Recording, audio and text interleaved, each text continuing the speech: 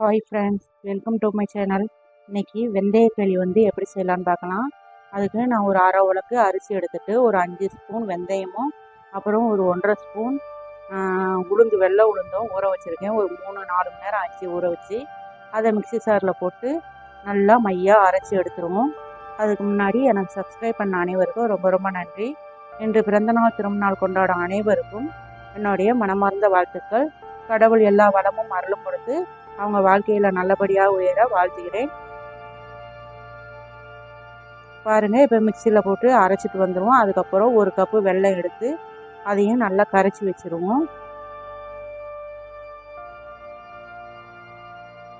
தண்ணி ஊற்றி கரைச்சி வச்சுருக்கேன். வெல்லமும் அங்கிட்டு கோச்சிக்கிட்டு இருக்கு. இங்கே மிக்சியில் நல்லா பாருங்கள், நல்லா க்ரீமாக ஆயிடுச்சு.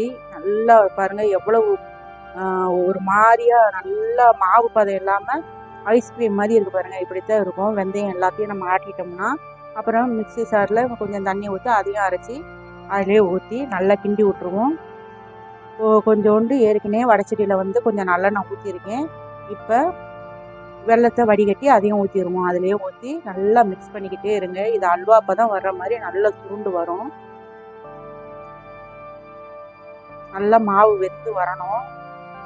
கைவிடாமல் கிண்டிக்கிட்டே இருக்கணும். இதான் இதுக்கு.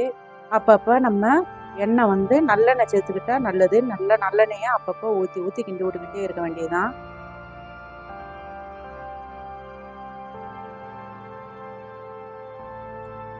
நல்லெண்ணெய் எடுத்து வச்சுருக்கேன் பாருங்கள். அப்படியேவும் ஒவ்வொரு 2 ஸ்பூனும் 1 ஸ்பூனாக ஊற்றி கிண்டிக்கிட்டே இருக்குந்தா கடைசியில் நல்லா சட்டியில் ஒட்டாமல் ஒன்று போல் திரண்டு வரும். கட்டியுமா இருக்கும். அந்த கட்டியெல்லாம் நல்லா உடச்சி விட்டு கிண்டி விட்டுக்கிட்டே இருங்க. இதே மாதிரி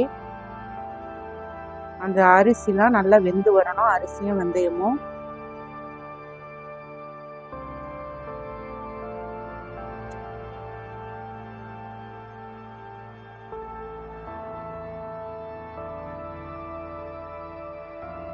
பாருங்க எவ்வளோ அழகா வெந்து வருதுன்னு. அப்பப்போ 2 ஸ்பூனு நம்ம நல்லெண்ணெயை ஊற்றிக்கிட்டே கிண்டிக்கிட்டே இருந்தோம்னா நல்லா சுருண்டு வந்துடுங்க களி.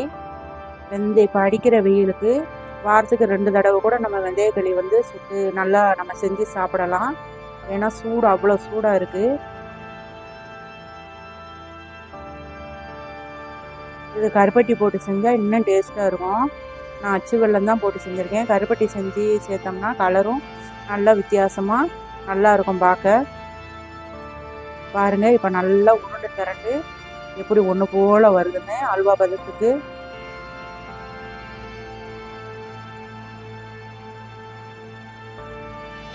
இருந்ததுக்கும் இப்போ இருக்கிறதுக்கும் எப்படி இருக்குன்னு பாருங்கள். நம்ம வீட்டில் உண்மைக்கே இது நம்ம பொம்பளைகளுக்கு பெண் பிள்ளைகளுக்கெல்லாம் இது ரொம்ப நல்லதுங்க. இப்போ எல்லாமே நல்லா உருண்டை திரண்டு வந்துருச்சு. இப்போ நல்லா புளி பறித்து அதில் நல்லெண்ணெயை ஊற்றி நல்லா சாப்பிட்றதுக்கு நல்லா இருக்குங்க. நம்மளை மாதிரி பெண்களுக்கு ஒரு 40 வயசு தாண்டினவங்களுக்கோ இல்லைன்னா 30 வயசு தாண்டினவங்களுக்கோ இப்படி அடிக்கடி நம்ம வெந்தயக்களி உளுத்தங்களிலாம் நம்ம செஞ்சு சாப்பிட்டா உடம்புக்கு நல்லா ஹெல்த்தியானதாக இருக்கும். உங்களுக்கு பிடிச்சிருந்துச்சின்னா லைக் பண்ணுங்கள், ஷேர் பண்ணுங்கள், கமெண்ட் பண்ணுங்கள், சப்ஸ்கிரைப் பண்ணுங்கள்.